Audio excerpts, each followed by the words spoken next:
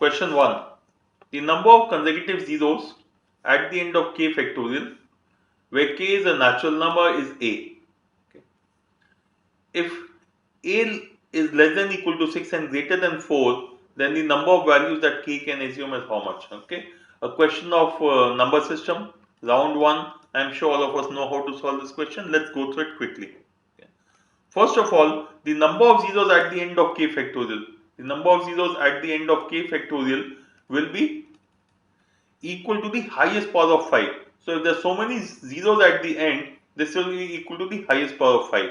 So it will be 5 to power a. In our case, a can be equal to 5 or 6, because as per the question, a is less than equal to 6 but greater than 4. So a equal to 4 is not possible. So there are only two possible cases. Okay. Now let's check out a couple of cases. Let me assume k to be equal to 10. That means k factorial will be 10 factorial, and the number of zeros at the end of 10 factorial will be highest power of 5. So the highest power of 5 is 10 by 5 equal to 2, and that is it. Okay, because 2 by 5 will be less than 1, so we'll ignore it. So the highest power of 5 in 10 factorial is equal to 2. Similarly, while 10 factorial gives us the number of zeros as 2, 15 factorial will give it 3. This will be true for 16, 17, 18 and 19 factorial also. Okay. All of them will give us the number of zeros equal to 3. Okay. But if we go to 20 factorial, the number of zeros at the end of it would be 4. Again, you can check out one on account of each of the 5. So on account of 5, on account of 10, on account of 15 and on account of 20. And this will be true till 24 factorial. So all these numbers will give us 4 zeros at the end. Okay. And when you go to 25 factorial, the number of zeros that will give us are 25 by 5 equal to 5 plus 5 by 5 equal to 1. So which will give us a total of 6 zeros. Or in other words, after 4 zeros, you will go straight to 6 zeros. So while the question says a can be from 4 to 6, or a has to be greater than 4 and less than equal to 6, from our point of view, a equal to 5 is not possible at all. A equal to 6 is possible, and which are those numbers? It will be 25, 26, 27, 28 and 29. 30 factorial will not give us the number. 30 factorial, a will be equal to 7. So the correct answer has to be 5. Now those of you who are very comfortable with this, you would already know that my answer had to be a multiple of 5 only. And the moment you discover that a cannot be equal to 5, your answer has to be choice B only. Okay. Okay. Let's move to the next question. Question 2. During his trip to England, Mr. Clockylal, a horologist, decided to visit Coqueland, the museum dedicated to exhibition of cuckoo clocks. He entered the museum between 12 and 1 p.m. The moment he entered the museum, he observed that the angle between the minute hand and the hour hand of one of the clocks was 20 degrees. While leaving the museum, he observed that the angle between the minute hand and hour hand of the same clock was 220 degrees. If he spent more than 3 and less than 4 hours in the museum, how much time did he exactly spend in the museum? For me, this was a round 2 question. Round 2 because it's lengthy to read, and only after I read will I be able to say whether it can be solved and in how much time. So all questions are lengthy to read. I'll typically leave it in round 2. But if you're willing to spend something like 3 minutes on a question in round 1, then this is a round 1 question for those of you who are comfortable with clocks. Let's see how to solve this question. First of all, let's look at when did the person enter. When the person entered, then the angle between the minute hand and the hour hand was 20 degrees, and this was between 12 noon and 1 p.m. So what is the time at which the person entered? Now the minute hand gains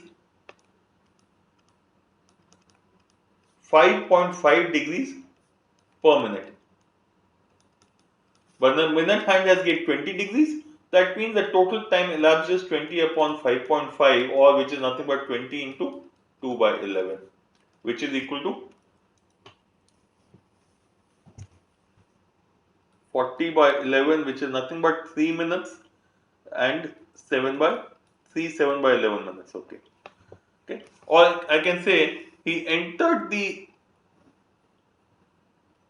museum at 12 o'clock, 3, 7 by 11 minutes. Okay. 12 hours, 3, 7 by 11 minutes. Okay. Now, Mr. Clockylal left the museum after spending between 3 to 4 hours in the museum. That means he left between 3 hours, 3, 7 by 11 minutes, and 4 hours, 3, 7 by 11 minutes. Okay. The second thing is, when the person left, at that point of time, the angle between the hands of the clock was 220 degrees. Now, let's try to understand this. If the angle between the hands of the clock is 220 degrees, let me say it is, if this angle is, okay, let me say this angle is 220 degrees. If this angle is 220 degrees, then this angle is 140 degrees. That means there are two possible cases.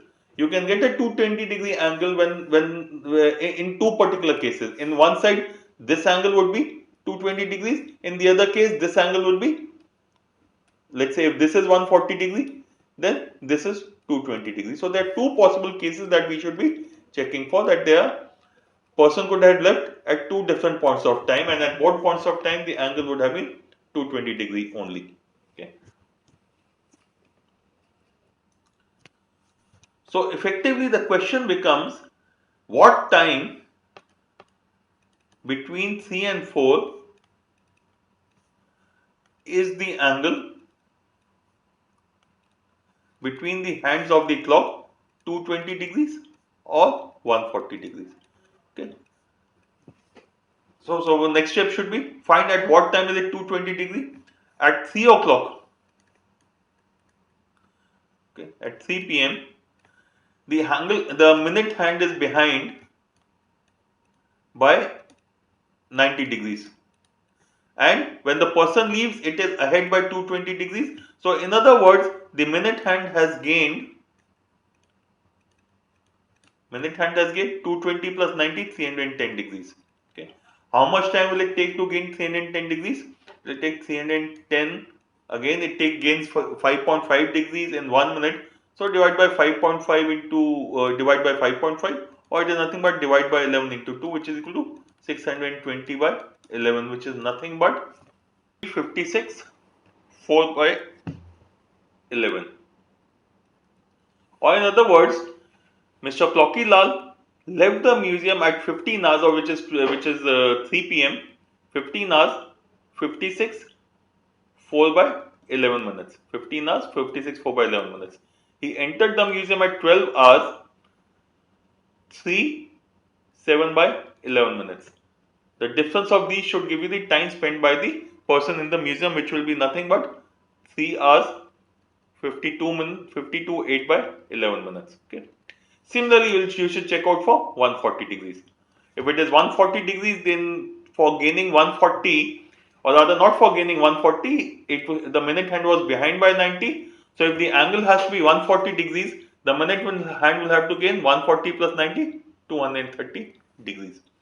So to gain 230 degrees, it will be 230 into 2 by 11, which is 460 by 11. You can find this, you can find the time when he leaves and check out is there another answer or not. So you'll find that choice A and C, both of them satisfy. This satisfies, hence the correct answer becomes choice D. Okay. So this is a lengthy question if we do it this way. But let's look at an alternate approach of solving this question. Let me clean up the slide so that we have some space for working. Let's have a look at the question again and try to solve it in a way so that we are able to cut down our calculation effort. The person Clockylal entered the museum when the angle between the hands of the clock was 20 degrees, and he left the museum when the angle between the hands of the clock was 220 degrees, and as we realized, it could be 140 degrees also. It is either 140 degrees or 220 degrees. Okay. Secondly, he spent between 3 to 4 hours in the museum. Now we solved it by saying, effectively we need to find at what time between 3 and 4 will the hands of clock have an angle of 220 degrees or 140 degrees, which we said implies what is the amount of time that the minute hand will take to gain 220 plus 90, 310 degrees or 230 degrees. Why this much? Because at 3 o'clock, minute hand is behind the hour hand by 90 degrees. Okay. Minute hand is behind the hour hand by 90 degrees, so 220 plus 90 or 140 plus 90, this was the gain required.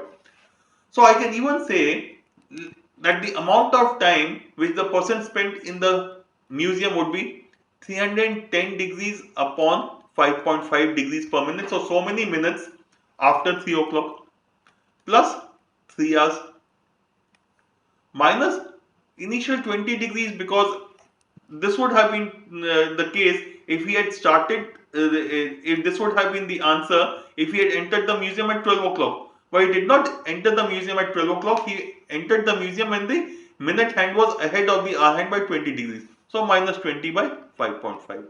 Okay. So effectively you could have said this is nothing but 310 minus 20, so it is 290 by 5.5. So many minutes plus 3 hours. And the other case would have been 140 upon 5.5, because I'm sorry, this is not 140, this will be 230. 140 plus 90, because the gain required is 230 upon 5.5 plus 3 hours minus 20 upon 5.5. So this would have been 210 upon 5.5 plus 3. Now this would have given the answer faster. In this case, you don't need to find the time at which he entered the museum. Interestingly, this could have been done in a slightly different way just by using the angles. The minute hand has to cover 3 hours, more than 3 hours. Okay, so those 3 hours are equivalent to 360 into 3, which is equal to 1080 degrees. Okay, so very sure that minute hand will do more than 1080 degrees. In addition to these 1080 degrees, he has to gain 220 degrees. The angle of the minute hand has to be more than 220, has to be 220 degrees. Okay, and finally, the initial 20 degrees have to be subtracted. So effectively, the total gain of the minute hand in this particular case will be 1280 degrees. And in the other case, it will be again 1080 degrees would be there.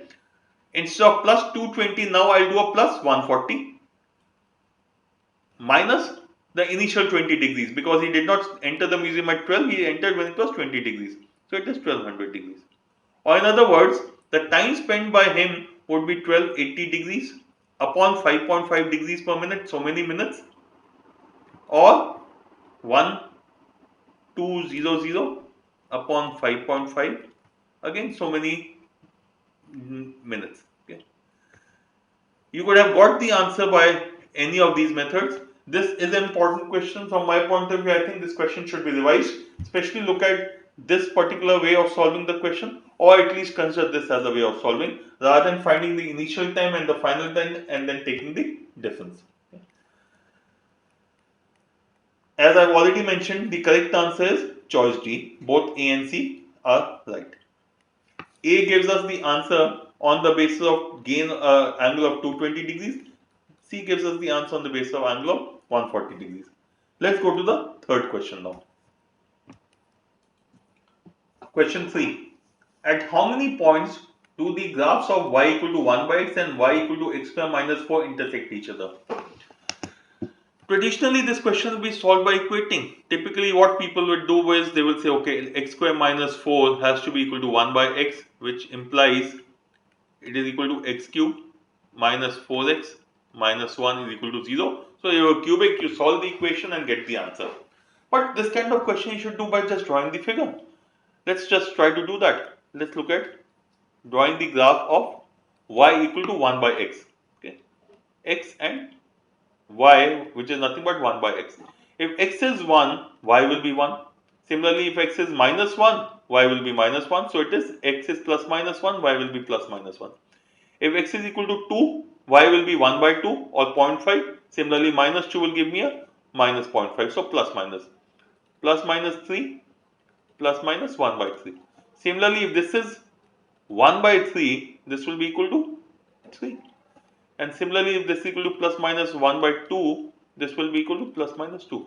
Or in other words, the graph of y equal to 1 by x will be something like this, and uh, okay, obviously they will meet at infinity. They will meet at infinity out here and similarly out here. Okay. Okay. So this is the kind of graph we'll have for x equal to y equal to 1 by x. Let's look at x square y equal to x square minus 4.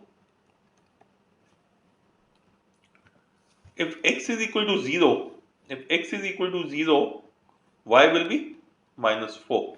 So let me assume this is minus 4. So there is a point. If x is equal to plus minus 2, y will be 0. That means it is cutting the graph at minus 2 and plus 2. Okay. Now this is a parabola. Okay. There is a quadratic equation, so it will give us a parabola. So the graph will be something like this. Okay. Okay. Okay. So how many points will it cut? 1, 2, 3. The easiest way to solve these questions are by drawing the graph. So please make it a habit that you don't waste too much time trying to solve the equations. Let's move to the next question. A shopkeeper sells shirts at a discount of 25%. Additionally, if a customer purchases 3 shirts at a time, he gives a pair of socks which cost him rupees 150 free apart from the discount. One day only 3 customers visit his shop. One of them buys 3 shirts, other 2 buy 1 shirt each. The profit earned by the shopkeeper on that day is 20%. If each shirt costs 500 to the shopkeeper, then what is the markup percentage?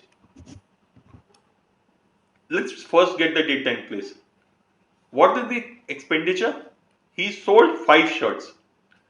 The cost of each shirt is 500. So he's sold, the cost price of the shirts was 2500, 5 shirts for 300 each. And because one customer bought 3 shirts, to that customer he gave a pair of socks worth 150 also, see. So 150 rupees. So his total cost is 2650. And his profit is equal to 20%. So which means he has earned a profit of 530, which is 20% of 2650, or his his selling price was rupees 3180, and we need to now find the markup. Okay. We need to find the mark price. Okay. Now, if the mark price of each of the shirt is X, so if the mark price of each of the shirt is X, he is selling the shirts at a discount of 25%. So I can say the selling price of each shirt should be 0.75x. Okay. 0.75x is the selling price. And since he's selling 5 shirts, so the total selling price should be into 5. Now this from our point of view has to be nothing but 3180. Okay. Because the cost price of 5 shirts was 2500 plus 150 rupees for the socks. So the effective cost price becomes 2650. 530 is the margin profit that he's earned on, which is 20%. So his effective selling price is 3180. So this should be equal, and hence you can find that x is equal to, solving this you'll get that x is equal to 848. Okay. So what is the markup? The markup is nothing but a 500 rupee shirt, effectively a 500 rupee shirt was effectively marked up by 348 rupees to 848. So the markup percentage will be 348 upon 500 into 100. As a percentage, this will be equal to slightly less than 70%. 70% of 500 would be 350. 70% of 500 is equal to 350. Since we have a 348, your answer should be slightly less than 70%, hence choice B is the correct answer. Let's move to the next question now. Question 5. If E is equal to 3 plus 8 plus 15 plus 24 up to 195, then what is the sum of prime factors of E? Straight away round 2 question for me. I don't know how to solve it, and any question which requires me to think, I don't want to do it in round 1. So this is a round 2 question for me, but again some of you may want to do it in round 1 itself. In future, this question will be a round 1 question for me because now I know how to solve. I could not solve this question in the paper and hence I left it unattempted. But let's look at the way of solving this question.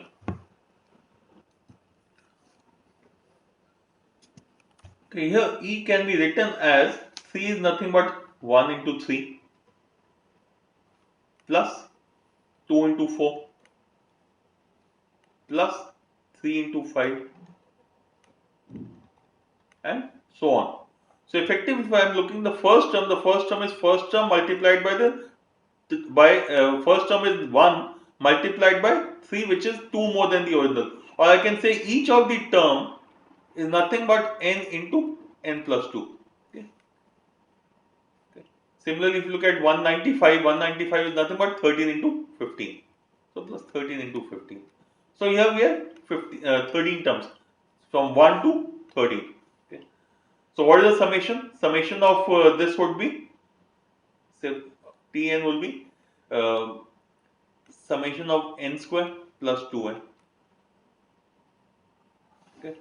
So my answer will be summation of n square is equal to n into n plus 1 into 2n plus 1 by 6, and summation of n is nothing but n into n plus 1 by 2. Okay. Needs to be solved. Okay. So this will be nothing but summation will be equal to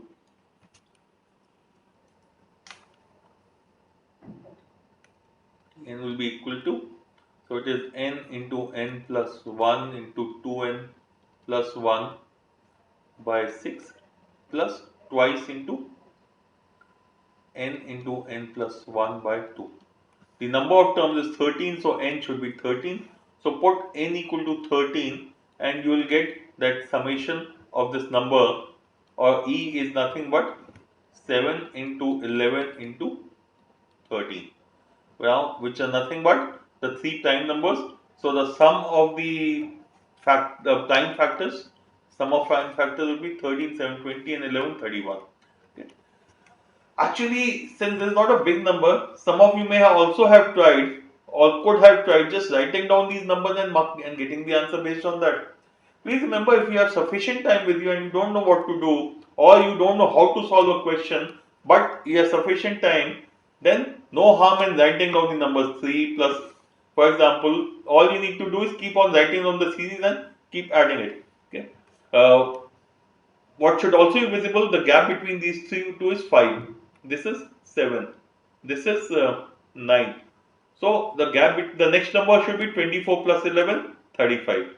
The next number should be 35 plus 11, 48. So you could have actually written down all the numbers, because at the end of the day these are the 13 numbers, and got the answer from there also. Not the preferred method, but that could also be explored by some of you. Question 6.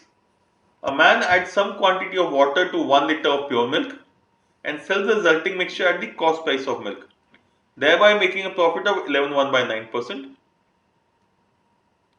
If water comes free of cost, then the ratio of water to milk in the mixture. Now the first thing is that this should be a round 1 question for most of you, because it's a simple question of mixtures, and I'm sure most of us have solved this kind of question earlier. Now coming to the question, he is selling the mixture at the cost price of milk. That means on account of pure milk, profit is equal to 0. And he is making profit because he is selling water at the price of milk. So all his profit is on account of water. Okay. And this kind of questions you are best advised to solve with the help of choices. Let's look at choice A.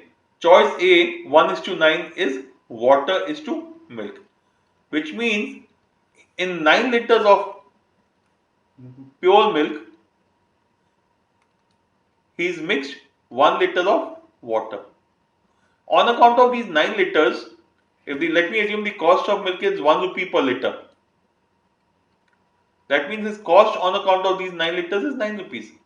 And on account of this one is 0. So his total cost is 9 rupees. Okay. But what is his selling price? He is selling this complete mixture of 10 liters at the rate of 1 rupee a liter, because that is his cost of milk. and hence his selling price is 10 rupees. Okay.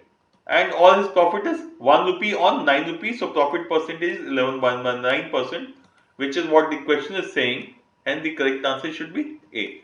So rather than doing all these things, you could have straight away said, check the choices. Profit percentage in this case is 1 by 9, in this case is 7 by 6, in this case is 2 by 7. 11 by 9 tallies with choice A, hence that has to be the answer. Okay. Next question. Question 7 to 9. The bar graph below shows the gender-wise deaths in thousands due to non-communicable diseases in 5 countries for the years 2008 and 9. Okay. Bar graph, rather two bar charts, one for 2008 and the other for 2009. For 5 countries, Indonesia, Russia, India, China and USA, it gives the total number of deaths separately for men and women. The data is easy to understand. Also, the numbers are not very difficult. They are, yes, most of them are not ending in zeros. But this is not a graph for me. This is a table. This is a table because the numbers are given. In a graph, I expect the numbers not to be given, and I have to decipher the value from the axis. So from my point of view, this is a table. Does not look difficult to understand. Similarly, this data also is easy to understand. So should be attempted. But I would like to look at the two questions first. The first question: in how many countries is the number of deaths due to NCDs less? Okay, so we are just about difference. Okay, this question talks about a percentage change. Okay, in the 5 countries put together, total number of female deaths. While the first one talked about the total deaths, was the number of deaths. Okay, so it is the total deaths between men and women. This is talking only about the female deaths and absolute difference between total number of male deaths. So when I'm looking at this data, what I should remember is all of them want me to have the total number of men or women or the total number in general. Okay, and hence I should not hesitate, but I should create this table if required. For some of you, this table would not be required, but if you require to create a table, do it. Let's go to the question. In how many countries was the number of deaths due to NCDs in 2009 less than that in 2000? Okay, so number of countries with deaths due to NCDs was less in 2009. Okay, so let's do an approximation. Don't worry about doing the exact calculation. I can say the total number for Indonesia 500 plus 800, 1300, approximately 1400, falling down to 850 plus 3, 1050. So Indonesia has declined. This is one of my answer. Okay, Russia around 800 plus 900 is 1700, 900, 900, 18, 25. Okay, so while Russia is less than is about 9 and 8, 17 is approximately 1720. This one is 2009 is more than that, so it cannot be the part of my answer. Similarly, India 29 plus 22 makes it 51, approximately 52, 30, 51, 60. India has again fallen. Okay, so this China is 43 plus 36, that makes it 7900 approximately, and China in 2009 is 42 and 38, 80, so 8000. Since they are close, let's be very sure. Yeah, 46, 79, 79, 93 is China in 2008, 79, 93. Okay, while in 2009 it is 41 plus 38, 79, 95. It's more than that, so even China is incorrect. USA has definitely fallen. I don't really need to. These two numbers are almost the same, while this number is almost half. So it's fallen. So the answer should be 3 countries: Indonesia, India, and USA. Next question. By what percent was the total number of female deaths in the 5 years more or less than that in 2008? Female deaths is what we need to find out. So let's first find out what is the total number of females who died in 2008. Okay, let's add them. Okay, when you add this, this number will come out to be 8800. Similarly, you could find the total number of females who have died in 2009. Okay, and then find the difference and get the answer. But from my point of view, I normally don't do that. I just look at the difference. So the number of females who have died have increased from, in Indonesia, have increased from 815 to 850. So it has increased by 35. Similarly, in Russia, it has gone up from 892 to 925, which is 25 plus 8, 33. In case of India, from 2273 it has gone down to 2020. So 273 minus 20 is 253. It has gone down by 253. China from 3670 has gone up to 3850. So that makes it 200 minus 20. So plus 180. And USA has gone down by 620. So minus 620.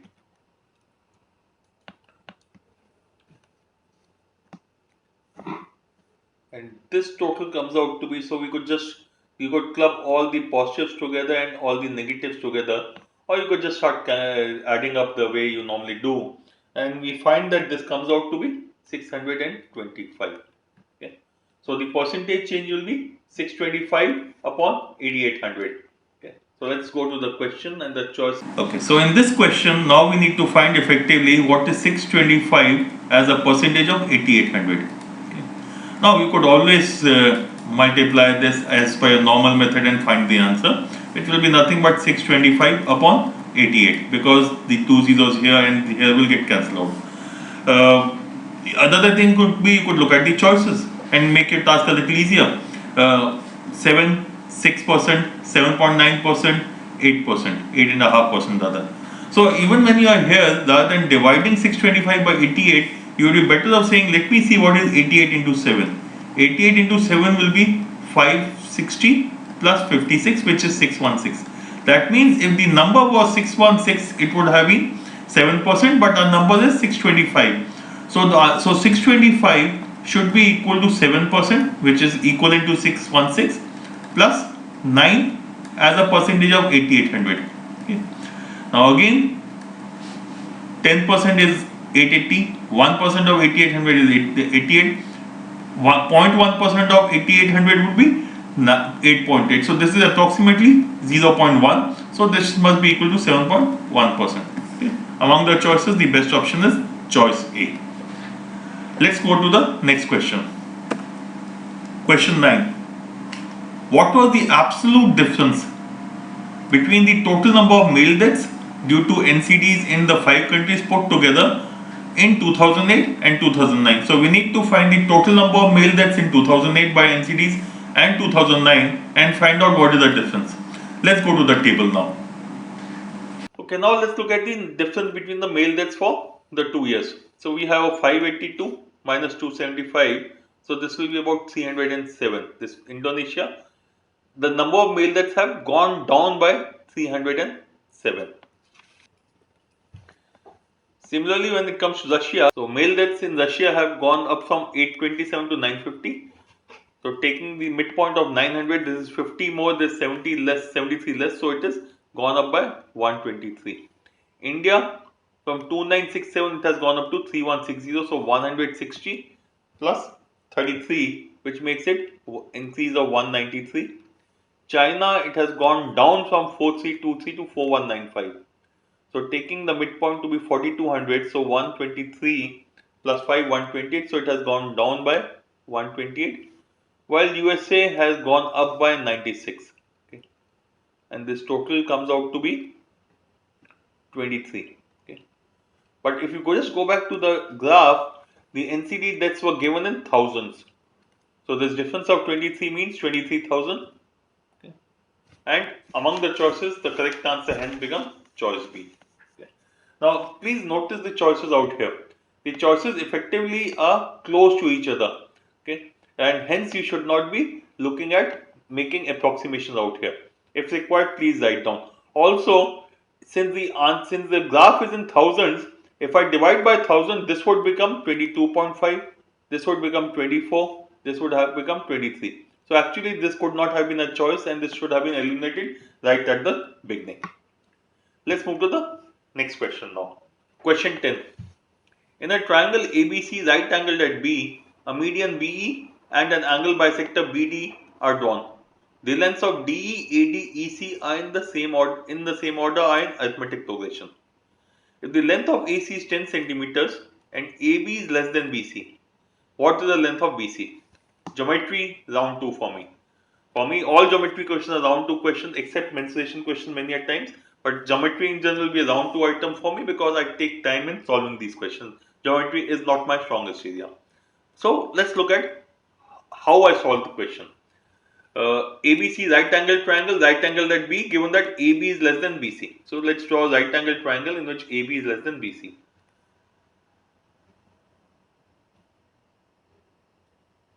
Okay.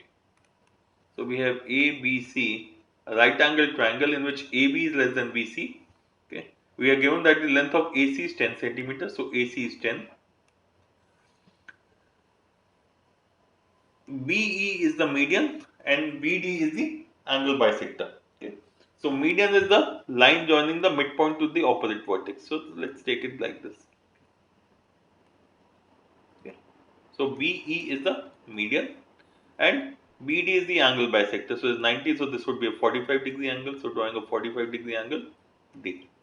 Now the question says lengths of DE. Okay. Now this since BE is 10 centimeters, AC is 10 centimeters, AE should be half because E is the median. So this should be 5 and this should also be 5. So if this is X, this should be 5 minus X and this is 5. So the question says X, if the length DE, yes, X 5 minus X and 5. X 5 minus X and 5, these three are in AP. And we need to find the length of BC. Looked like a huge amount of work for me, so I said let me just see if I can work out something else.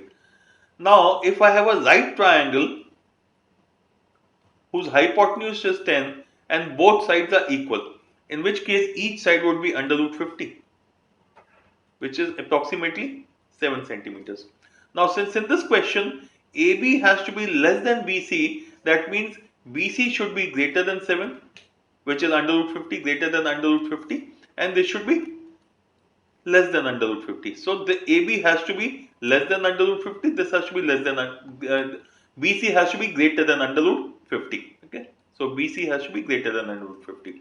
We need to find the length of BC. Under root 50, as I just said, is approximately 7, slightly more than 7. That means choice A, choice B, these two are incorrect because they are less than 7. Under root 5 is 2.25 approximately. So 2 root 5 would become 4.5, less than 7 incorrect. That means the correct answer should be choice D. There is the way I solve the question. You want to find the actual mathematical solution, please refer to your solution booklet. Okay. But just again suffice to say that you actually don't need to know many terms to solve questions. Again, let me just highlight the fact that SQC concepts are useful in questions. Question 11. How many triangles can be formed by joining three vertices of a pentagon? Round 1, without any doubts. Done this kind of question number of times. The three vertices of pentagon, there's any three vertices of pentagon has 5 vertices. So the number of triangles will be 5C3. 5C3 is 5 into 4 upon 2 equal to 10. Simple question. Good for us. Okay, question 12. Question of geometry, it's a round 2 question for me. I am not very strong in geometry, not my strongest area, and hence whenever I see a geometry question, many a time if the figure looks complicated, I don't even read it, but I definitely come back to do it in round 2. Okay. Let's read the question and see how to solve this. In the figure given below, AB is the diameter of the circle. If AB is parallel to CD, AB is parallel to CD, and B and AC is parallel to BE. AC is parallel to BE. These are not parallel, so we need to correct the figure. And angle BAE equal to 35. This angle equal to 35. No, it does not look like 35. So the figure has to be corrected because as per the figure, this angle is not 35 and this line are definitely not parallel. Then what is the absolute difference between CDB and ABD? Okay, I solved the question just by correcting the figure. The question says angle BAE is equal to 35 degrees. This does not look like 35 degrees, so I made it about 35 degrees. Yeah, about 30, a little more than 35. So this is E for me. This is not E. Okay. And obviously, if I join B and E, yes, this BE and this AC are parallel. This and this are parallel. So this should be fine. So, or in other words, this line and this line do not exist for us. Okay, this is the figure. Now this is obviously a angle in a right angle, so there is a 90-degree angle. As per the question and as per figure, there is 35-degree angle. We need to find the absolute difference between angle CDB and ABD. CDB is this angle and angle ABD is this angle. Okay. Now if you look at this figure, this angle is more than 90. How much more than 90? Look to be 90 plus 30, 35, 40. Between 30 and 45 is what it looked to me. So I can take it to be, say, about angle CDB. I am saying is approximately 90 plus 35, 40. So maybe somewhere around, let's say, 130 is what I took it to be. Similarly, we need to find the value of angle ABD. Again, if I put my scale out here, this looks like a 30-degree angle, okay, or maybe slightly lesser. Okay, so I can say angle ABD on visual inspection looks to be something like a 60 to 65-degree angle. Okay, the difference, hence my answer should be 70 degrees. Mark the answer and moved on. This is the way I did the question, but obviously many of you may not be very happy with it. So let me look at the standard conventional way of solving the question. Let me erase whatever I have written on the slide already. Okay. So coming back to this question, as per the question, now we'll solve it using geometry. These two are parallel lines. These two are parallel lines. The figure has deliberately been made not to scale or made incorrect so that we get confused. As per the question, angle BAE is 35 degrees. This angle is 35 degrees. Angle E is the angle in semicircle, so it has to be a 90-degree angle, and hence angle B has to be 55-degree angle. Now AB and CD are parallel lines.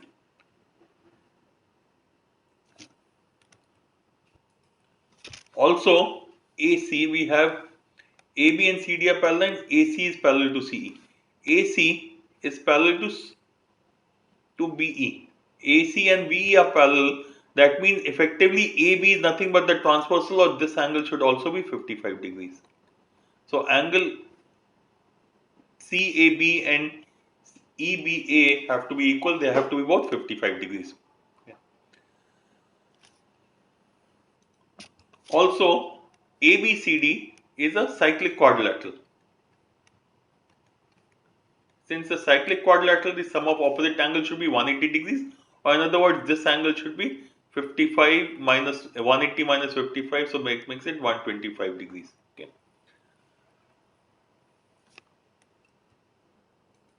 And now finally, since AB is parallel to CD, AB is parallel to CD, BD is nothing but the transversal. So I can say AB, let's say if this is AB and CD, then, and this angle is 125. So this angle should be 180 minus 125. Okay. Or this is angle is 125. So that should be 180 minus 125. These are parallel lines and BD effectively is the transversal. So this should be 55. So if this is 55, so our answer should be 125 degrees, which is angle CDB is 125 degrees, ABD is 55 degrees. So the difference between the two is 70 degrees. Okay. Let's move to the next question. Question 13. Let S be 1, 2, 3, 4, 5, 6, 8, 9, 10, 11, 12. The number of subsets of S comprising composite numbers only, and that of those comprising prime numbers only are n1 and n2 respectively. What is the absolute difference between n1 and n2? n1 and n2 are the number of sets of composite numbers and prime numbers. So which are the composite numbers in this case? So let us look at this set of composite numbers. Which numbers will it contain? Composite numbers in the given set are 4, 6, 8, 9, 10, 4, 6, 8, 9, 10 and 12. and the prime numbers in this given set are 2, 3, 5, 11. 3, 5, 11. So how many sets are possible with these four prime numbers? The, the sets of prime numbers, they could have any one of them. They could have two prime numbers, three prime numbers, or all four. So in how many ways can you create a set of one prime number out of these? There's nothing but 4C1 plus 4C2, taking two prime numbers, plus 4C3, three prime numbers out of it, 4C4. 4C4 is 1. 4C1 is 4, 4C3 also is 4, 4C2 is 4 into 3 plus by 2, 6. So the total number of sets which are possible are these 6 plus 4, 10 plus 4, 14 and 1, 15. So in our case, N2 and those are comprising N2 in hence N2 becomes equal to 15. Okay. Of all we are doing out here, seeing in how many different ways can we select. The total number of sets will be the different number of ways you can select. Okay. Similarly, when you look at composite numbers, we have 1, 2, 3, 4, 5, 6 composite numbers. So the number of ways you can pick up one out of them is 61.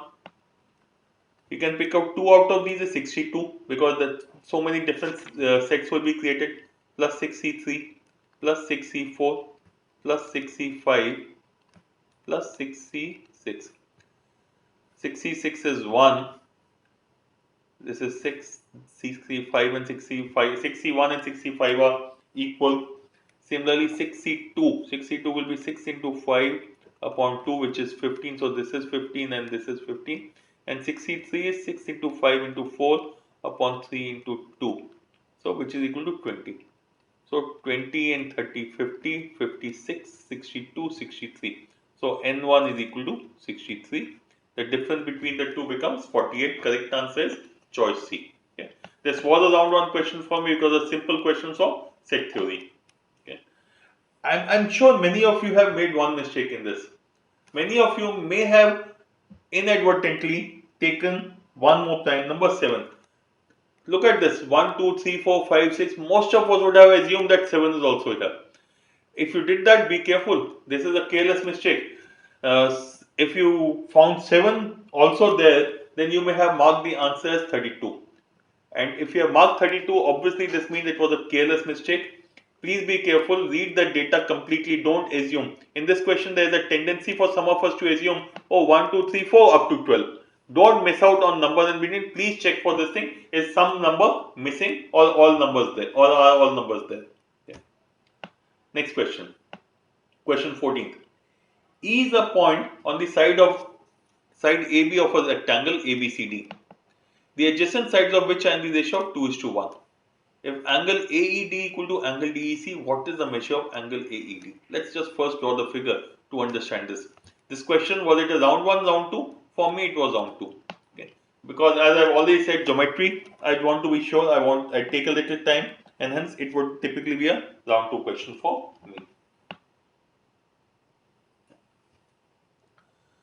Okay, let's draw a rectangle whose ratio of sides is 1:2. Okay.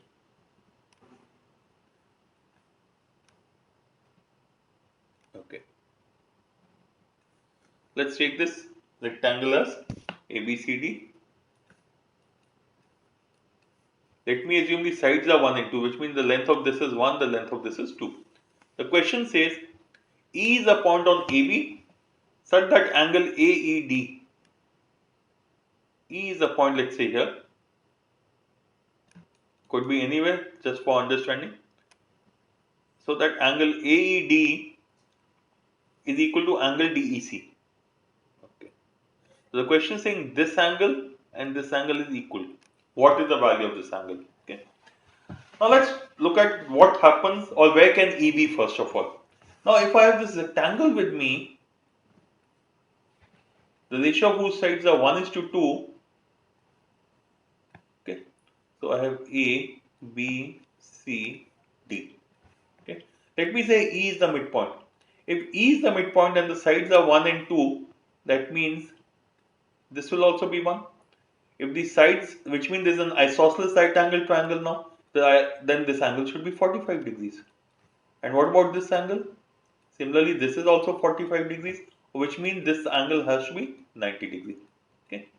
So first of all, 45 cannot be the answer, because if angle AED is 45, this turns out to be 90 degrees. So it cannot be the answer. Okay.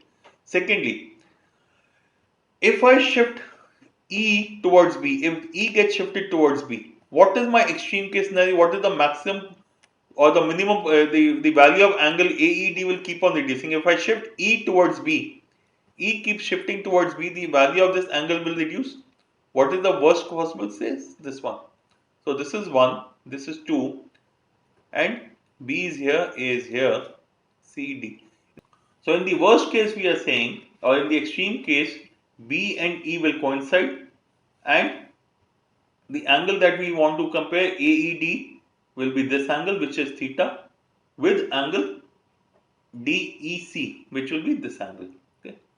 Obviously you can see these two angles will not be equal, but let's just verify that also. The sum of these two angles, theta and let me say alpha, is 90 degree. How much will be tan theta? Tan theta will be equal to 1 by 2, and we know that tan of 30 degrees is equal to 1 upon root 3, which is approximately equal to 1 upon 1.7, which is equal to, let's say, 0.6. Okay, so theta will be slightly lesser than 30 degrees. Let's say theta is 25 degrees. But even if theta is 30, the alpha will be 60. If theta is 25, this will be 55. Or these two angles will not be equal, so 15 degrees is also ruled out in this particular case. So, given the choices, you should straight away mark the answer as 75 degrees.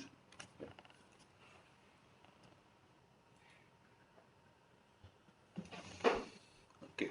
The other thing which you could also look at doing is that if I have this particular rectangle and at the midpoint, again 1 is to 2, at the midpoint we have a 45-90. If I shift from E to B, if this is the midpoint, if I shift towards this side, the value will reduce. If I shift towards this side, the value will increase. So if it is 45 like this, I bring it here, there will be some point where it will be equal, these two will be equal. And hence again 75 is the right answer. Okay. Let's look at the next question. Again a question from in DI. Let's look at the table. Table below gives financial indicators of 14 European countries. Okay, great. So that's the data given to us. Let's come back to the data after looking at the question, but very quickly it gives us the inflation percentage, interest rate, debt to GDP ratio in percentage terms, and fiscal deficit as a percentage of GDP. So debt and GDP both are given as percentage of GDP. So because debt upon GDP and fiscal deficit upon GDP is given, that I can also say debt is to GDP if fiscal deficit is also given. For example, I can say ratio of debt of Austria to fiscal deficit of Austria will be 70 is to 4.8, because this is nothing but 70% of GDP and this is 4.8% of GDP. Similarly, if you look at Estonia, the ratio of debt to fiscal deficit will be 7.7 is to 1.7. Okay. Now, this much if you have understood, it's good enough. Let's go to the data. Let me just clean up the slide because we may need it again. Let us go through the questions quickly. Question 15th. If the fiscal deficit of France was X euros, which was 50% more than that of Belgium, then what was the debt of Belgium? Okay. So the data given to us is fiscal deficit of France is X euros, but this is 50% more. It is 50% more than that of Belgium, or it is 3 by 2 times that of Belgium. That means the fiscal deficit of Belgium should be 2/3 of X. Okay. Then what was the debt on euros? Now just remember, we know GDP, or rather we know fiscal deficit upon GDP, and we know the debt upon GDP figures for all the countries. And as I said, if I know fiscal deficit is, let's say, 5% of GDP, debt is, let's say, 30% of GDP, that means the ratio of fiscal deficit to debt should be 5 is to 30. Okay. So all we need to do is go back to the data and get the ratio of fiscal deficit to debt of Belgium. Quickly going back to the table, For Belgium, debt is 100.8% of GDP while fiscal deficit 4.8. So 100.8 is to 4.8 is debt to, so debt and fiscal deficit is 100.8 and this is 4.8. Okay. But we know that fiscal deficit of Belgium is 2 by 3 of x. So debt of Belgium should be 100.8 upon 4.8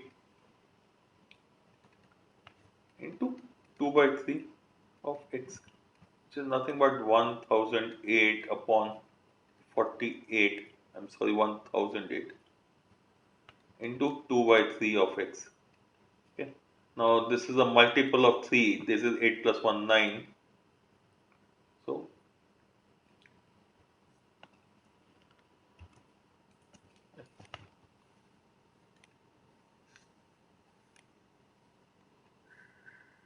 okay, so this becomes 336.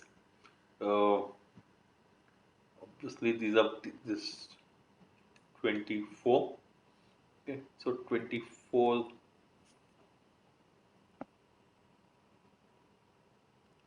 should be 14 among the choices. It should be 14 because 336 upon 24. My answer should end up in 4.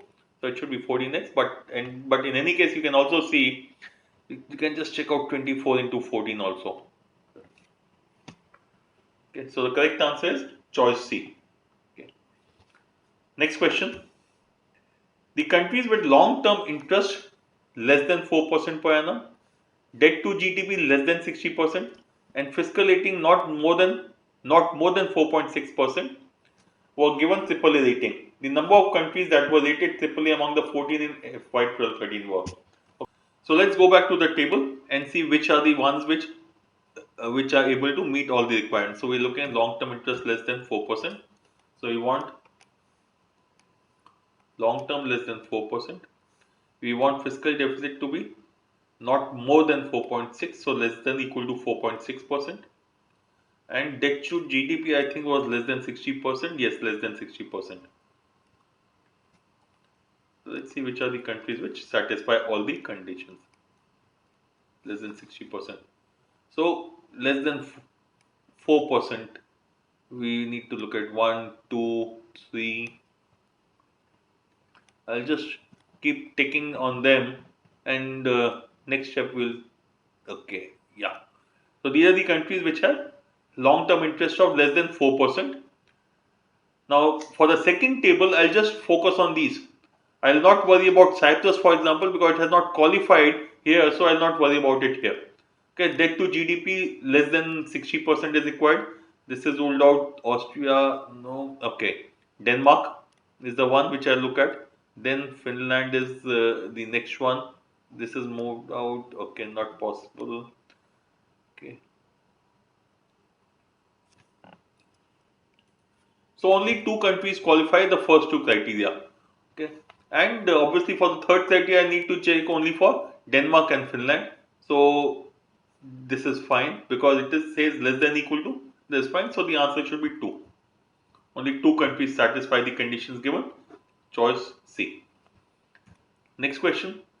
If GDP of Finland was 50% more than that of Italy, then by what percent was the fiscal deficit of Italy more or less than that of Finland in 2011? Okay, let's look at the question. The question says that GDP of Finland was 50% more than that of Italy. So let me assume that the GDP of Finland to be equal to 3x and that of Italy to be equal to 2x. So if I'm looking at Finland and Italy, the GDP, I am saying let this be 3x and 2x because this goes by the condition that GDP of Finland has to be 50% more than that of uh, Italy. Okay. Next it says by what percent was the fiscal deficit. Okay. Now what is the fiscal deficit of these two countries? Let's check out on the data. Fiscal deficit of Finland and Italy. Okay. Fiscal deficit is 3.4% of GDP for Finland For Finland it is 3.4%, for Italy it is 5.1%. Okay. So fiscal deficit of Finland would be 3.4% of 3x, while this will be 5.1% of 3x. Or the total GDP of Finland would be 3.4 into 3, that makes it 10.2% of x, and this also is 10.2% of x. Hence the answer has to be 0. There is no difference between the two. Question 18. AB is a two-digit prime number such that one of the dates is 3. If the absolute difference between the dates of the number is not a factor of 2, then how many different values can AB assume? Round 1 question. Round 1 because cases have to be made simple number and the cases cannot be very high because the choices are small. Okay. It says one of the dates is 3. If one of the dates is 3 and the difference between the digits is not a factor of 2, the factors of 2 will be 1 and 2. If one of the dates is 3, that means the other dates which are not possible are 1 is not possible because 3 minus 1 is 2, 2 is not possible, 4 is not possible, 5 is not possible. So these 5 dates are not possible. So I have to create prime numbers with one of the digits as 3 and other digits which are none of these. None of these are possible. So if A is 3, the only odd numbers, because we need a prime number, can be 7, 37 satisfies, and 39 is a factor of 13 and 3, so not possible. Next, let's look at B being 3. If B is 3, the digits which are possible are 6, 7, 8, 9. So maximum of 4 are possible. Let's see which ones put in. If I put 6, it will not be possible because 63 is a multiple of 3. 73 is possible. It's a prime number. 83 is a prime number. And 93 is not a prime number, so incorrect. So the correct answer is only 3 numbers satisfy, and the numbers are 37, 73 and 83. Extremely simple round 1 question. Question 19. A spherical ball of maximum possible volume is placed inside a right circular cone of height h units. The radius of the base of cone is equal to h by root 3. Then the ratio of the volume of the sphere to that of the cone is. Okay. Round 2 question. Figure has to be made. It would take time, some amount of calculation would be there. So for me it's a round 2 question. But when I come to round 2, let's see how do we solve this. First of all, we need to place a sphere of maximum volume inside the cone, which is similar as placing a circle inside a triangle. Okay. So if we just take a cross section, you'll say that I need to place a circle of maximum area inside a cone, inside a triangle. Sorry. Okay. So if you take a cross section of the cone, this is the way it will look. Okay. And which is what I said by saying we need to place a circle of maximum area and hence a sphere of maximum volume inside this triangle. Okay. It's given to us that the height of cone is h. Let me take h equal to 1 to make my calculation easier. Okay. So the height of the cone is 1 and the radius of the base of cone is 1 by root 3. So that means this is 1 upon root 3. Okay. Let me call this as d. Okay. Let me first try to find this angle.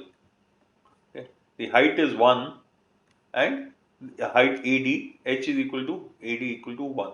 Okay. Okay. Now, this angle theta, tan theta is opposite side upon the base, which is equal to 1 upon root 3, which implies theta is equal to 30 degrees, or in other words, this complete angle will be equal to 60 degrees. This angle is 60 degrees. If this is 60 degrees and these two are equal, that means this is an equilateral triangle, 60 degrees and 60 degrees. Now, since an equilateral triangle, that means the center of the circle will be at the centroid of the triangle. Okay, and centroid of the triangle is at a distance of 1/3 from the base. So I can say the radius of the circle of the sphere should be equal to 1 by 3 of h. Since we have taken h to be 1, it is equal to 1 by 3. So let's find the volume of the sphere and the cone. Volume of cone is 1 by 3 pi r square h. We need to find the ratio of sphere to cone. So let's, sphere will be equal to 4 by 3 pi r cube. Radius is 1 by 3 cube upon cone. Volume of cone is 1 by 3 pi r square h. Since the radius of the cone is 1 by root 3, so it is 1 upon root 3 square into h, which is 1. So let's start cancelling out. These two get cancelled out. These two again are getting cancelled out. So which is equal to 4 upon 27 upon 1 by 3, which is equal to 4 by 9, or the answer has to be 4:9. Choice A. Question 20. Let fx be equal to ax square plus bx plus c, where a, b, c are real numbers and a not equal to 0. If fx attains its maximum value at x equal to 2, then what is the sum of roots of fx equal to 0? Maximum value is at x equal to 2. Let's see. We are given that fx is equal to ax square plus bx plus c. Now, one of the concepts from class 11 which is very useful is differentiation. We know that the first differential equal to 0 would imply a maxima or minima. Maxima would happen when the second differential is negative and minima otherwise. So the first differential f dash x will be equal to 2ax plus b, and for maxima or minima this should be equal to 0, which implies maxima or minima would happen at x equal to minus b upon 2a. As per the question, the maxima happens at x equal to 2, so that should be equal to 2. Let's just check out f double dash x also. F double dash x is equal to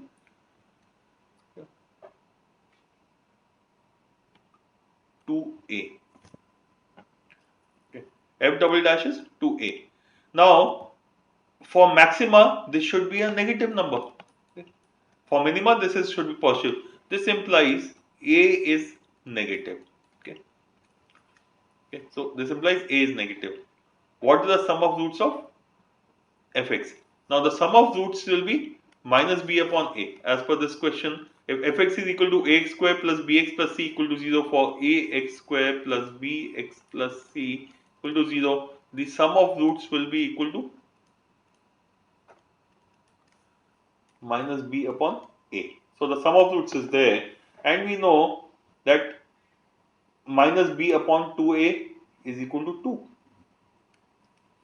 This implies minus b upon a should be equal to 4. So the correct answer is choice A, 4. Okay. This was obviously a round 1 question purely because it's a simple question of quadratic equations. Okay. Question 21. In how many ways can 18 identical candies be distributed among 8 children such that the number of candies received by each child is a prime number? A simple question of permutation combination, round 1 question. Since we have got 18 candies and 8 children, and each child has to receive prime number of candies, the smallest prime number is 2. That means no child can get less than 2 candies. So if each child gets 2 candies, 16 candies are taken care of. 8 into 2, 16 candies are taken care of, and you have a balance of 2 candies only. And these 2 candies then have to be given to different children. No, these 2 candies cannot go to any one child, because if it goes to any one child, every child already has 2 candies, another 2 will make it 4, which is not a prime number, which means these 2 candies have to be distributed amongst 2 children at the rate of 1 each, so that everyone has either 2 or 3 candies. So effectively the question is, in how many ways can 2 children be selected out of 8 children? And these are the 2 children who will get those that 1 extra candy. So 8C2 is nothing but 8 into 7 upon 2 into 1. So which is equal to 28. So correct answer, choice C. Okay, let's move to the next question. Question 22. Anushka and Anirudh are working together and can complete a piece of work in 20 days. They start the work together, but Anushka left after X days, and Anirudh finished the remaining work in next X by 2 days. Had Anushka left after 3x by 4 days, Anirudh would have taken x days to finish the remaining work. Find the ratio of the efficiency of Anushka to Anirudh. Okay. Round 1 question, time, speed and work, or rather time and work question, and hence round 1 for me. Second, as many of you know, I am not very comfortable with variables. I will always convert them into numbers to make my life easier. Let me assume that x is equal to 4. If x is equal to 4, that means Anushka left after 4 days. When Anushka left after 4 days, Anirudh completed the work in 2 days. Had she left after 3x by 4, which is 3 days, he would have taken another 4 days to complete it. Okay. Let me assume the rate of working of Anushka is A units per day and Anirudh is B units per day. So when Anirudh and Anushka were working together for X days or for 4 days, so when they are working together 4 days, the amount of work completed by them was 4A plus B. And then Anirudh alone finished the work in next 2 days. So plus 2 into B. In the second instance, Anushka, had she left after 3x by 4 days, which means 3 days. That means they worked together for 3 days. And hence 3A plus B units of work was completed.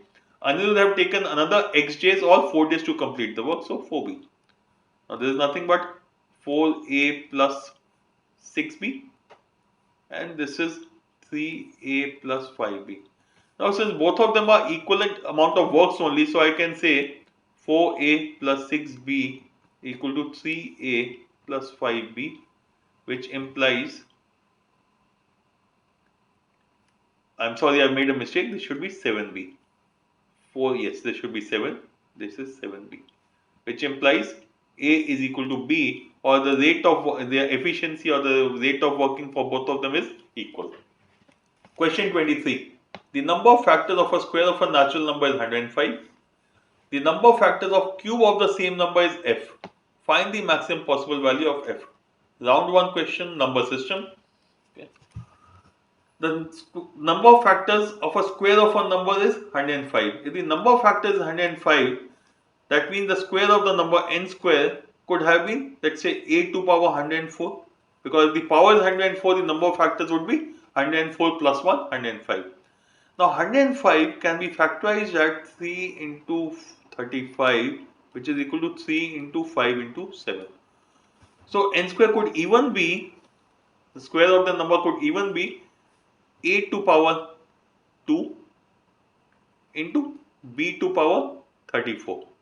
So the number of factors will be 2 plus 1 multiplied with 34 plus 1, which will be 105. Similarly, n square could also be written as a square into b to power 4 into c to power 6. So this is the value of n square. We want to find the number of factors of the cube or the maximum possible number of factors.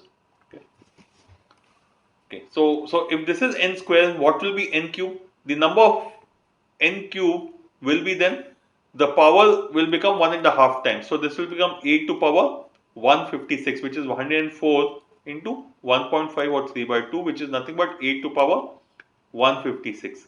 Similarly, n cube in this particular in this case would be a to power 3 into b to power 51. 51 is nothing but 34 into 1.5. Similarly, in this case, it will be a cube, b to power 6, c to power 9.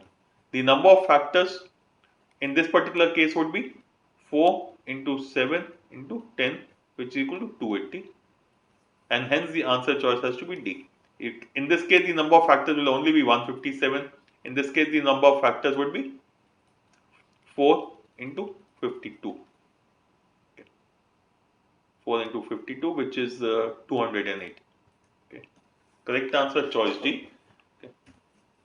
Question 24. Let Rx be equal to mx cube minus 100x square plus 3n, where mn are positive integers. For how many ordered pairs mn will x minus 2 be a factor of Rx? If x, again, this is a question of round 1, have done similar question earlier. Quadratics and cubics or remainder theorem is something which I know. So it's a round 1 question for me. Since x minus 2 is a factor of Rx, that means R2 should be equal to 0. So R2 is equal to 0, this will imply Putting x equal to 2 in this particular equation, we get 8m minus 400 plus 3n should be equal to 0, which implies m will be equal to 400 minus 3n upon 8m, upon 8, which is equal to 50 minus 3 by 8 into n. Now the question says m and n are positive integers. M and n are positive integers. That means 3 by 8 n should always be less than 50. Otherwise m will become negative. Okay. So we need how many ordered pairs m and n are possible. Okay. Now since m and n are positive integers, m is equal to 50 minus 3 by 8 into n. The minimum possible value of n will be 8. Okay. Okay. So minimum possible value of n is 8. If n is 8, m becomes, this will imply m is equal to 47. Similarly, you can check further. N next possible value will be 16. If n is 16, then m will become 50 minus 6, 44, and so on. So what is the smallest possible value? You want 3 by 8 of n should be less than 50. So n maximum possible value of n would be 128. Okay. So 128. So m will be equal to in which case this becomes 50 minus 3 by 8 into 128, which is 50 minus 2, 8 into 16 into 348. Okay, 50 minus 48, which is equal to 2. M is equal to 2. So the number of possible values are from 8 into 1. This is 8 into 1 up to 8 into 16. So there will be a total 16 possible cases. Correct answer is choice A. Question 25 to 27. This is a DI set. Let's go through the initial data. The pie charts given below show the distribution of the number of athletes sent by 3 countries to take part in 8 different games in the recently held Olympics. The number of athletes sent by US, China and Russia were in the ratio of 8:11:50. It is also known that the total number of athletes sent by the 3 countries put together was 2400. Now let us just understand this data before we move forward. The first thing is there are 3 countries whose data we have. They are US, China and Russia. They have sent athletes for 8 different games. Okay. And the number of athletes are in the ratio of 8:11:5. We also know that the total number of athletes which have been sent by the 3 countries together is 2400. So if we assume the number of athletes from US to be 8x, China to be 11x and Russia to be 5x, the sum of these 3 should be 2400, which means 8 plus 11, 19, 24. This implies that 24x, which implies 24x is equal to 2400 or x is equal to 100. Which means the number of athletes sent by USA are 800, China has sent 1100 athletes, while Russia has sent 500 athletes to take part in the Olympics in 8 different games. Let's move to the pie charts now. So US is 800, China is 1100 and Russia is 500. Okay, so we have pie charts where percentage of athletes are given. Data is easy to understand. There might be calculation, but it should not be difficult to handle. Let's look at the question. Question 25.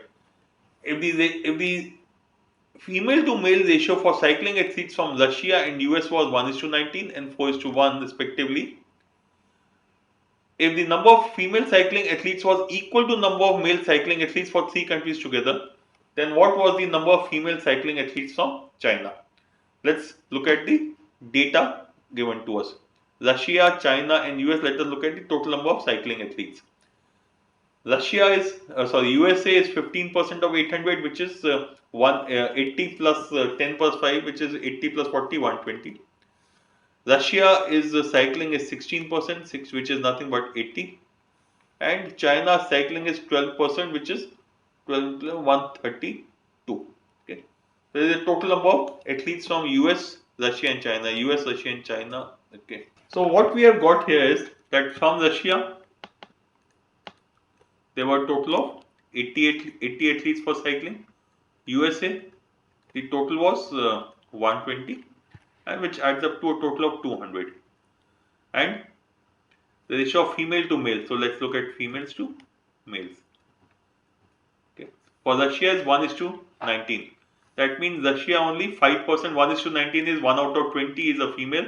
So 5% or 4 are females in Russia, from Russia rather, and in 76 are here. Similarly, when you look at the US data, 4 is to 1 in favor of females. So 4 is to 1, that means 80%, 80% of 120 is 96, so 96 out here, and 4 out, 24 out here. Okay. Or in other words, 100 out here and 100 out here.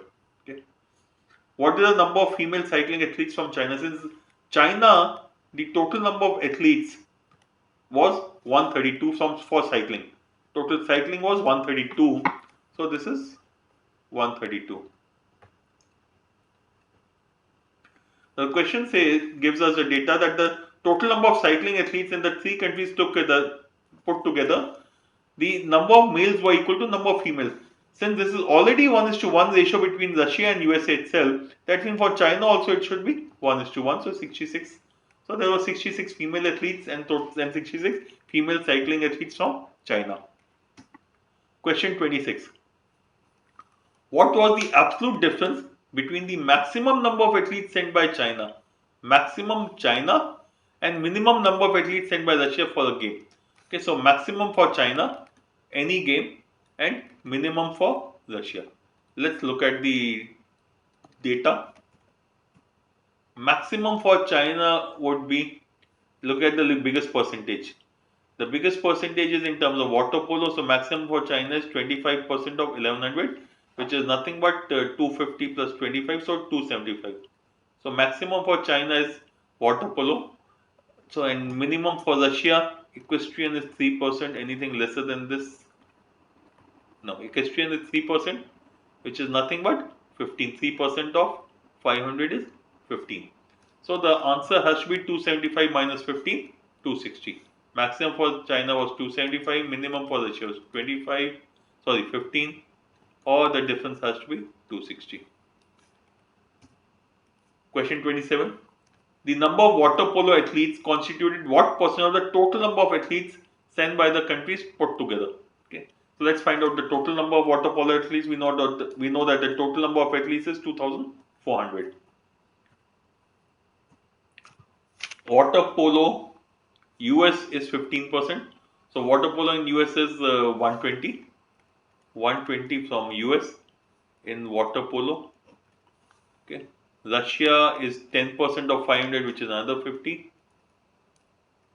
And China we just calculate 275. Okay, so that makes it 275, 325, 425, 445. Okay. So let's get the calculation done. So your answer has to be 445 upon 2400. Okay. Again, 10% is 240, 20% will be equal to 480. So when I have this number 445 upon 2400, I can write it as 20% minus 35 upon 2400.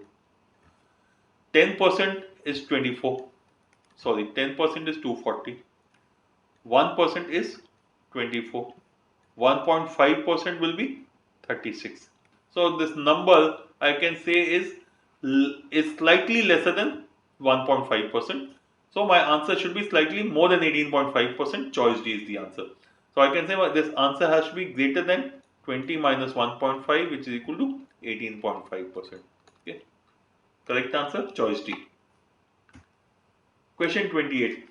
What is the unit digit of this number? Round one question. Should not be difficult at all. Cyclicity is something that we need to apply to this question. Okay. Now 7 7 has a cyclicity of 4, so does 3, so does 8. But 6 has a cyclicity of 1. That means if a number ends in 6, all the powers of that number will also end in 6. So this number will end in 6. Similarly, this number will also end in 5 only. Okay. Cyclicity of 7, 3 and 8. These are the things which we need to check out for. So 37 to power 68 will have a unit digit of 1 because 68 is a multiple of 4. 60 to the power 77, this will 3 to power 77 will have a unit digit of 3. And 8 to power 135. 8 also has a cyclicity of 4 only, and this will have a value of 2, unit digit of 2. So in a way, we have to add numbers starting with 1 with another number ending in 5, add another number ending in 2, okay, or we end up with a number ending in 5 plus 2, 7 and 1, 8. And we have to subtract another number which ends in, this one, another number ends in 3 and this ends in also in 3. So 9. So you have effectively 3 numbers which are ending up with a unit digit of 8. From this you have to subtract another number which is ending up in a unit digit of 9. Okay. Which means you will borrow from the adjoining column. 18 minus 9 is 9. Okay. So the answer should be none of these 9. We have also said the first number ends in 8.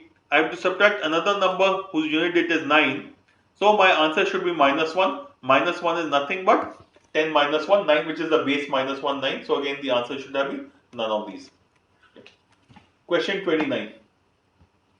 The coefficient of a to power 12 b8 in the expansion of a square plus b raised to power 13 is which of the following? Okay. Question of binomial expansion, round 1. Okay. Binomial is something which I know, I'm fairly comfortable with it, and I'm most of the time able to get the answer within the time limit of 2 minutes which I set for myself.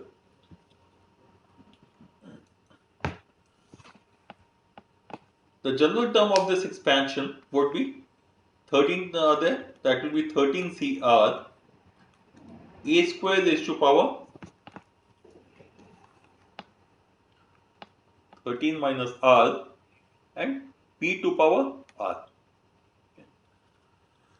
Now this has to be equal to some constant or the coefficient, which is what we need to find, into a to power 12 b to power 8.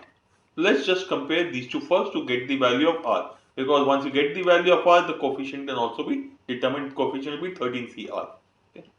So let's look at the the numbers now. So a squared to power 13 minus r is nothing but a to power 26 minus 2r, b to power r. This should be equal to a to power 12, b to power 8, which means 26 minus 2r should be equal to 12, which implies r should be equal to 7. Similarly, if I look at from this b to power and compare the power of b, it says r equal to 8, which means such a term is not possible, and hence the correct answer should be none of these. Look at another way of solving this question. Could have been a little faster. Okay. We need to find the coefficient of a to power 12 b to power 8. A to power 12 b to power 8. We need to find the coefficient of this.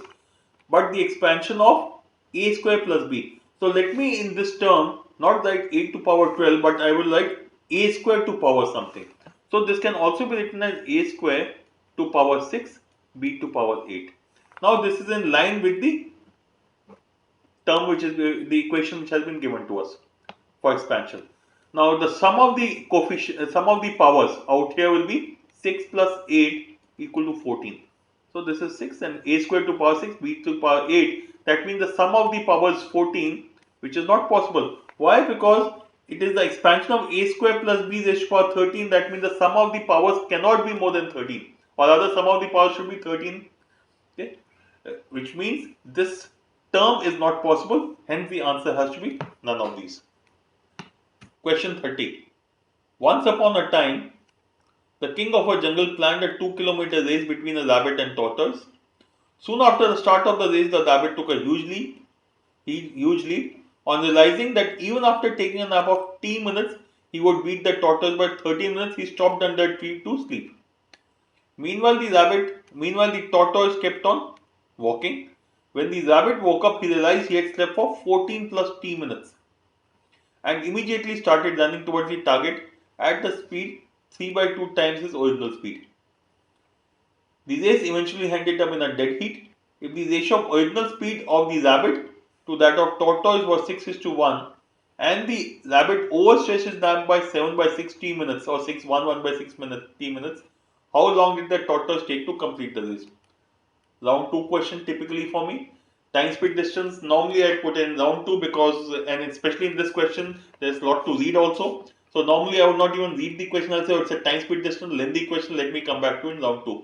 However, this is the last question of the section. So round 1, end of round 1 or beginning of round 2 happen together. So effectively, I did it when I read the question. End of the section, so round 1, round 2 does not really matter. Okay. Let's look at the data. The rabbit planned to sleep for 10 minutes and still beat by 30 minutes. So in other words, I can say the rabbit would have beaten the tortoise by t plus 13 minutes. Okay. The rabbit would have beaten the tortoise by t plus 13 minutes. Okay. Okay. But he slept for 14 plus t minutes. So I can say the rabbit stretched his sleep by 14 minutes. He slept for 14 minutes extra. So 14 minutes is the extra time for which he slept. But the question also tells me he overstretched his sleep by 1 by 6 or 7 by 6 t minutes. So this 14 should be equal to 7 by 6 t or t is equal to 12 minutes. So he planned to sleep for 12 minutes but he slept for 26 minutes. Had he slept for 12 minutes, he would have beaten the tortoise by 30 minutes, or he would have, had he not slept at all, had the tortoise not slept at all, then he would have beaten the tortoise by 25 minutes. I hope this is clear. If the rabbit had not slept at all, had he continued running, he would have beaten the tortoise by 25 minutes.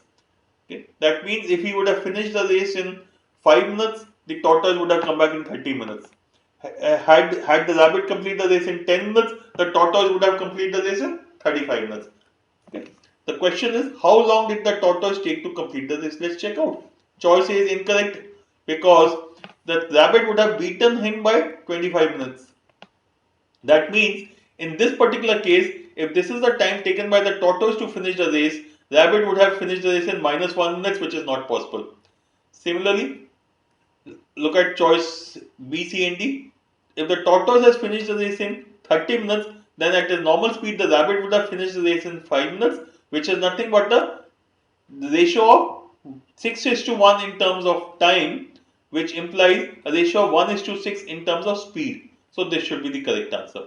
Okay. The correct answer is choice B. We can solve it very simply with the help of the choice out here. Okay. That brings me to the end of the section. And we'll now move to the analysis of this section. Now let's just review as to how I attempted the paper. Again, as usual, I am looking at round 1, round 2 and round 3, or most of the time, as you know, round 3 may not happen at all. Okay. The first question was a round 1 question. Question 1 was a round 1 question. Question 2, the one of the clocks was a round 2 question for me. That it did not take too much time as a separate issue, but the fact is it was lengthy to read, so hence I took it in round 2. Question 3 again was a round 2, the graphs question which I solved by making the graph was a round 2 question for me. Next I attempted question number 4, which was round 1 question. Okay. Question 5 I left it for round 2, but when I came in round 2 I was unable to attempt it, and in the end question 5 remained unattempted. But this is a question which I have to revise. The method is something which I understand. A similar question coming again, I should definitely get it right. Question number 6 was again a round 1 question. Question 7, 8, 9 are DI sets, which as you know are round 2 for me. Easy DI sets, but yes, to be attempted in round 2 by me only. Question 11 was a simple question of permutation combination, round 1 only. Question 12 was a round 2 question for me, and I attempted this by drawing the figure. I did not do anything else except draw the figure. Let me just also one more question earlier, which I would say I drew a graph. So this was also the SQC technique which was adopted in this particular question. Question 4 actually you could have also done by checking the choices. Question number 4 you could have done also by checking the choices, not that it was required, but was another method which was available. Okay. Question number 13 was a round 1 question, not a problem at all. Question 14 was a round 2 question, the one in which the triangle with the angles are given, and I again did it by drawing the figure and trying to understand the concept, and in a way you can say I applied the SQC technique here also. Question 6, 15, 16, 17 again are DI sets, so these were DI. Question 15, 16, 17 again are DI sets for me. So we attempted only in round 2. 18 was a round 1 question, simple question of numbers. Question 19th, the sphere inside the cone was a round 2 question. In this, no approximation was made because these were questions which were close to each other. Question 20, 21, simple questions of number system and coordinate geometry, solved comfortably. 22 again was a time and work question in which I applied SQC. I assumed the value of x and solved the question accordingly. Question 23, a simple question of numbers, factors, and hence done in round 1. Question 24 was a round 2 question for me.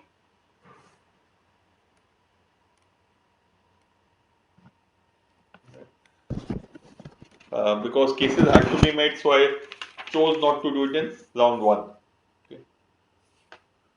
Questions 25, 26, 27, a DI set, and as usual, round 2 questions. 28, the remainder question, not the remainder, the unit digit out question, a round 1 question. Similarly, 29, a question, the question of binomial expansion was a round 1 question, and 30 was a round 1 question. Okay. Again, in this we applied SQC techniques to solve the question. Okay. So this is the way I attempted the question. Which are the questions I would want to definitely revise? I will say question number 5. Extremely important that I understand, because as a concept I should have been able to get it right. Then the clocks question, again the clocks question, I think it's a question which you should be revising definitely. Okay. So when I'm looking at the revision column, I think out of the questions which are here, for most of you, the question which should be revised, I will just go through the paper again. Question number 2, definitely the question on clocks. Okay. Should be revised. Question number 1, I am sure some of you may have made a mistake and mark the answer as 10. If yes, then you need to look at this question again. Question 5 has to be revised because it is a concept which you need to know. If you remember it, it should be okay with you. Question number 3 should be revised because you drew a graph and hence you should be revising it if you are not used to it. If so all questions which have these kind of methods should be revised regularly. Then you have question number 10 actually. Did I miss question number 10? Yes, I missed question number 10. That was also round 1 question, and this was the SQC question. Question 10 is something which I would want you to definitely revise, because in this we solve the question without even knowing how to solve the question. Okay, we just said that one side of the triangle is greater than under root 50, hence our answer has to be choice D. Okay. Another question to be revised for many of you, question number 12, the question of geometry, that stupid looking figure, and question number 14. These two also should be revised. These are important questions. The concepts will get cleared here. So 12 and 14 again are important for a revision perspective. Then from the other questions, when I look at them, I would say question 22. Question 22, from the point of view of how to use numbers, how to substitute values to get the answer. the time and work question in which I took x equal to 4 and solved it. Okay. Question 23 should not be a problem, and similarly the others I think should be fine. Question 30, again question 30 to be revised. So look at revising these questions. Question 30 to be revised again from the point of view of how to solve the question without really doing too much of calculation. Okay. So these are the things which I think you should be revising, which means when I look at the round 1 questions, this paper was, I would say, a slightly easier paper because I find a larger number of round 1 questions. We had 1, 2, 3, 4, 5, 6, 7, 8, 9, 10, 11, 12, 13, 14. 14 round 1 questions I would say is a little on the higher side. Hence, I think it's a slightly easier paper. I hope your scores also prove it, but it should not be too big a problem. I'm sure there are quite a large number of easy questions out here. Okay. And if your scores are not up to the mark, maybe you missed out on the sitters. Okay. So please go through this paper again and look at the questions I've highlighted marked for revision. Additionally, I'm sure you would have your own list of questions which you need to revise. We'll move on to English section now.